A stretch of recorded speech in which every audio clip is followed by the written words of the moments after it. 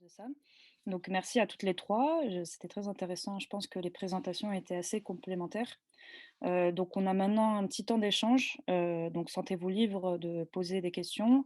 Je pense qu'il y a quelques questions qui ont été posées pendant les interventions, dont Laurence, mais qui a dû nous quitter pour une urgence. Donc, est-ce que Muriel avait posé une question? Est-ce que vous souhaitez intervenir? Oui, je peux intervenir. En fait, je crois qu'il y a eu la réponse que Sarah Massoud est revenue dessus après, parce que j'avais loupé sur un des deux délits dont elle parlait. Il me semble qu'elle est revenue ensuite si c'était sur la participation à un groupement en vue des violences volontaires, alors qu'elle me corrige si ça n'est pas le cas. Et du coup, je profite pour le fait d'être en ligne aussi. Je n'ai pas saisi quand Katia Roux a parlé d'une rapporteuse. Je voulais savoir, Marie-Lo Lord, si c'était pour l'Europe. Et voilà, si les deux, pour quelle région c'était. Et je voulais savoir si l'Europe, si ça incluait du coup aussi la Russie, et je pense à Navalny, tout ça. Voilà, c'est tout. Merci. Oui, j'ai bien fait mention de 2 infractions pénales. J'ai donné 2 exemples. La dissimulation de toute ou partie du visage et la participation à un groupement en vue de commettre des violences ou des dégradations. Tout à fait. Des infractions qui sont utilisées par les autorités judiciaires pour réprimer les manifestations. Et en ce qui me concerne, oui, Marie Lelord, c'est la nouvelle rapporteuse spéciale des Nations Unies sur les défenseurs des droits humains. Donc, c'est au niveau international. Elle a pris la suite de Michel Forst, qui avait le mandat depuis 2014. Donc, elle a été nommée l'année dernière. Donc, elle peut être saisie effectivement dans le monde entier. Et puis, au niveau européen, il existe effectivement des points focaux au sein du Conseil de l'Europe ou de l'OSCE. Qui ont aussi un peu ce même mandat de pouvoir recevoir des informations, enquêter, publier des rapports, alerter les gouvernements et proposer des recommandations. Je vais maintenant laisser la parole à Boris, qui avait posé une question sur le chat. Est-ce que vous voulez l'énoncer à haute voix? Il faudrait juste mettre le micro.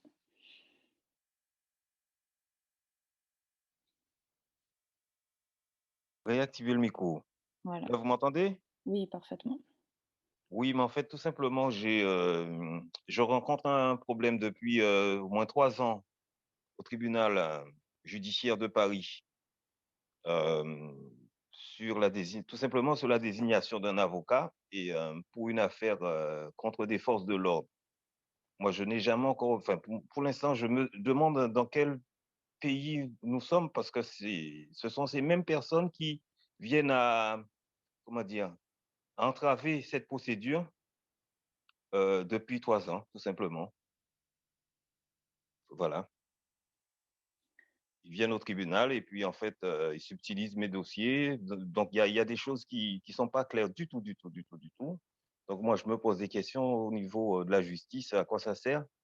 Est-ce que c'est accessible à tout le monde? Et puis, en fait, au niveau du droit européen, on vous dit qu'il faut épuiser toutes les voies de recours du pays, mais en ce qui me concerne, ce n'est pas le cas du tout, du tout, du tout. Donc, je ne peux pas accéder à d'autres instances tant que je n'ai pas pu lancer une procédure de manière correcte, je dis. Je ne sais pas comment on dit ça. Voilà. Est-ce qu'une de vous voudrait réagir?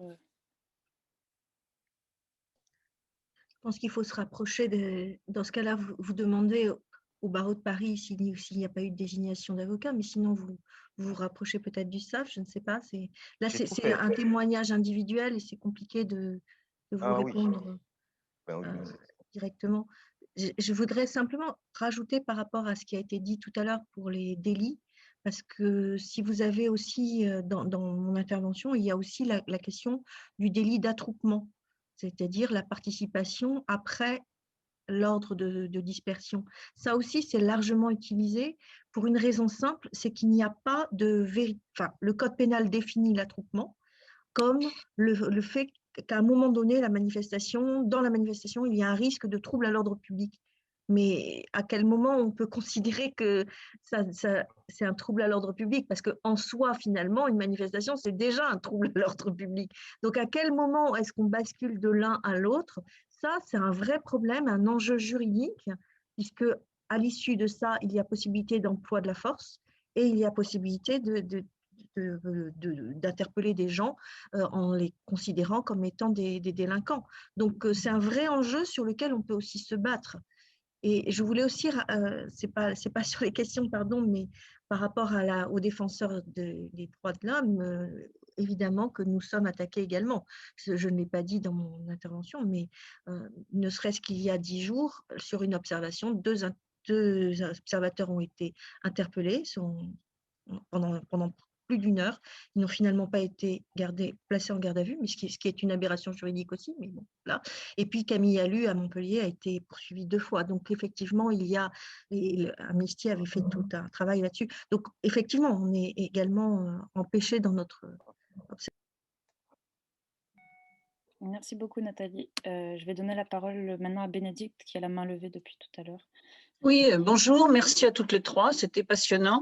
J'ai une question qui élargit peut-être un peu trop, mais vous direz, aussi bien pour Amnesty que LDH. Comment vous faites sur des affaires dans des pays où les libertés sont absolument nulles, je pense à Albanie ou à Hong Kong, quelle défense vous arrivez, quelles observations et oui, comment on n'a pas beaucoup entendu dans la presse et autres, comment vous avez pu intervenir et qu'est-ce qui vous est arrivé?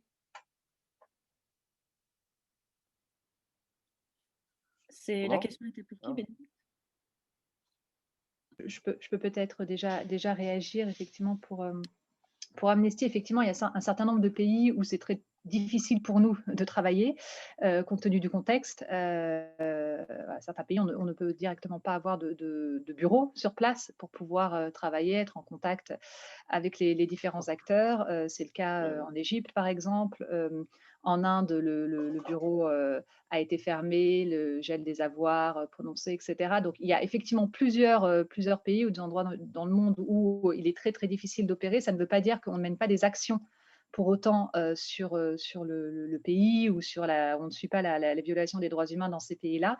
La plupart du temps, on travaille de manière un peu indirecte, c'est-à-dire on va travailler du bureau le plus régional, le plus proche. Il y a des bureaux régionaux un peu partout dans le monde, donc on va être en contact rencontrer les différents interlocuteurs, que ce soit les acteurs de la société civile, les défenseurs des droits humains, les associations, les organisations, soit dans un lieu autre, et soit voilà, c'est eux qui se déplacent. Donc on mène quand même un travail d'enquête et de recherche malgré tout sur ces pays, sur ces enjeux-là. Et puis ça se double d'un travail de plaidoyer de toute façon très fort de la part du mouvement. Après, la mobilisation, elle est plus dure localement, effectivement, à notre niveau, mais ça ne veut pas dire qu'on ne mène pas campagne ou on ne développe pas un travail de plaidoyer sur ces pays-là. Et là, la diaspora a un rôle très, très important aussi à jouer puisque voilà, dans certains pays, par exemple, on travaille beaucoup sur l'Arabie Saoudite. Il est interdit aujourd'hui en Arabie Saoudite de créer une association, de manifester, de se mobiliser. Et donc, la plupart des défenseurs des droits humains sont en prison, soit en exil. Donc, on va travailler avec les défenseurs en exil en lien avec voilà, les personnes qui sont encore restées sur place et avec évidemment des garanties de sécurité et de confidentialité très, très fortes. Mais l'enjeu ici, il est de pouvoir dénoncer et de pouvoir travailler sur ces pays, enfin dénoncer les violations des droits humains évidemment et continuer à suivre ces pays en trouvant voilà, d'autres manières de faire, soit à distance, soit en relais avec les défenseurs. Et c'est en cela que j'insiste sur le rôle extrêmement important, effectivement, de ces acteurs-là pour la préservation des droits et des libertés. Merci. Merci. Donc maintenant, on a une question de Pat qui demande, à l'heure du vote final des lois sécurité globale et respect des principes de la République, quelle perspective pour les associations et syndicats dans l'hypothèse où le Conseil constitutionnel éventuellement saisi ne trouverait aucune disposition à trouver comme non conforme à la Constitution? Pat, je peux vous laisser compléter si vous voulez. Oui, vous m'entendez? Oui. Oui, ok, ben, effectivement, enfin, bon, compte tenu du contexte qui viendrait être brossé par nos trois intervenantes, bon, il y a quand même un espoir, je pense, un peu faible s'agissant de la réponse qui pourrait être apportée par le Conseil constitutionnel aux deux lois qui sont en train d'être finalisées, qu'il s'agisse de la loi sécurité globale ou celle sur respect des principes de la République, qui sont une attaque quand même assez claire contre les libertés associatives. Donc après, il y a une réponse, une petite réponse là dans le chat de Nathalie. Effectivement, qu'après je dirais l'instance au-dessus, ça serait éventuellement un litige individuel devant la Cour européenne des droits de l'homme. Mais je me posais la question d'un éventuel collectif, assaut, syndicats et autres, qui pourrait d'ores et déjà bon, avant même que le Conseil constitutionnel ait rendu son arrêt, qui pourrait déjà se projeter un peu dans l'avenir pour voir quelle défense donc globale assurée sur la mise en place de ces deux textes. Merci beaucoup. En fait, il y a une coordination qui existe, hein, qui s'appelle la coordination Stop Sécurité Globale, qui a beaucoup œuvré, notamment sur l'article 24, parce que les journalistes étaient touchés de plein fouet. Donc, du coup, les syndicats de journalistes ont monté un peu cette coordination. Il y a la LDH également, le SAF, le SM, la CGT, enfin des orgas, des grosses centrales, mais également beaucoup de comités de victimes de violences policières. Donc, c'est une coordination qui est quand même très plurielle, qui s'est beaucoup concentrée sur des mobilisations contre la proposition de loi sécurité globale.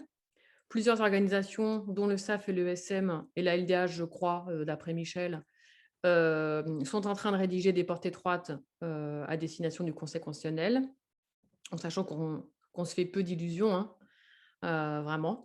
Moi, pour être dans le dur là, sur la rédaction de la contribution extérieure, voilà, je suis assez pessimiste. Et après, cette coordination a également dans son mandat les critiques de la loi dite séparatisme. Donc voilà, il y a quand même des collectifs qui s'organisent. Les manifestations de la fin de l'année, les marches pour les libertés ont quand même rassemblé plusieurs centaines de milliers de personnes dans la France entière. Il ne faudrait pas que ça s'essouffle. Et on sait bien que dans le cadre de l'état d'urgence sanitaire, ça ne participe pas non plus à la... Bref, ça, c'est pas propice aux mobilisations sociales. Et puis, je pense que aussi, il y a beaucoup de personnes qui doutent aussi de l'utilité d'aller marcher dans la rue. On voit qu'il y a des militants hein, qui, alors au-delà des violences policières, hein, qui questionnent cette modalité de militance. C'est pour ça qu'il y a aussi des webinaires comme ce matin. Je pense qu'il faut réfléchir également à différentes modalités militantes. Mais en tous les cas, ce collectif, il existe et il est plutôt actif. Merci beaucoup. On va prendre une dernière question et puis des dernières remarques s'il y en a avant la pause. Donc il y a Laurent qui demande: avez-vous une idée de l'évolution de la sociologie électorale des membres de la police, de l'armée et de la justice? Y a-t-il un lien avec la répression accrue? Et si vous voulez compléter, Laurent, la parole est à vous. Et sinon, vous pouvez répondre. J'ai vu que Nathalie a levé la main. Je réponds ou j'attends la... Je pense que vous pouvez répondre. Oui. Alors, sur l'armée et la justice, je n'en sais rien. Sur la police, on sait qu'il y a quand même une forte tendance vers l'extrême droite, on le sait. Même si, en réalité, les syndicats sont parfois surreprésentés dans le sens où, je pense par exemple au syndicat Alliance, qui a beaucoup d'adhérents. Je ne suis pas convaincue que tous ces adhérents soient effectivement avec les mêmes mots d'ordre, parce qu'en fait, il y a aussi un enjeu de carrière. Et comme il y a, jusqu'à il y a peu, les syndicats, et je pense qu'ils sont encore puissants, même si effectivement il y a un moindre copartage pour les carrières, pour l'évolution des carrières avec le ministère. Hein. Mais il reste important. Et on voit bien pour le Beauvau de la sécurité, il a suffi que le président de la République reconnaisse enfin, sorte du déni et reconnaisse qu'il y a enfin effectivement un problème de violence policière, c'est-à-dire pas un problème individuel, mais un problème de système et qui aboutit à un système qui aboutit à ce qu'il y ait effectivement de graves blessures, des mutilations et que c'est aberrant dans une démocratie qu'on en arrive à ça, des personnes qui sont en train de manifester. Et donc, il a suffi qu'ils sortent du déni, qu'ils disent aussi qu'il y a du racisme dans la police, et ça ne pouvait pas être dénié, puisque c'était de l'intérieur que se manifestait justement le fait qu'il y ait des lanceurs d'alerte dans la police pour dire, regardez, il y a des groupes WhatsApp, il y a des groupes Facebook qui tiennent des propos extrêmement racistes. Donc ça, il ne pouvait plus le dénier, mais il a suffi de ça pour que ce soit une démonstration de force des policiers et que derrière, on leur dise, bon, bah, très bien, on va calmer le jeu, on va faire un Beauvau de la sécurité qui va vous donner déjà, et avant même qu'on on ne fasse quoi que ce soit comme discussion, on va mettre sur la table déjà des cadeaux, enfin des reconnaissances de droits ou bien la possibilité, par exemple, le fait de circuler librement sans payer, des choses comme ça. C'est des cadeaux, en fait. C'est pour dire, bah, venez discuter, rien que pour ça. Et derrière, on se rend bien compte que ce n'est pas du tout fait pour aller dans un sens de meilleur respect des droits de l'homme. Ce n'est pas à ce sens-là, puisque justement, une des conditions pour que ces syndicats viennent discuter, ça a été que les organisations de défense des droits de l'homme ne participent pas. Donc, on voit bien que ce n'est pas l'orientation. Donc oui, très clairement, le fait qu'il y ait… Est-ce que c'est la sociologie? Je dirais que c'est plutôt des orientations politiques qui amènent à ça. Merci beaucoup, Nathalie. Donc, on va faire la pause. Si vous avez d'autres questions ou remarques, vous pouvez les mettre sur le pad.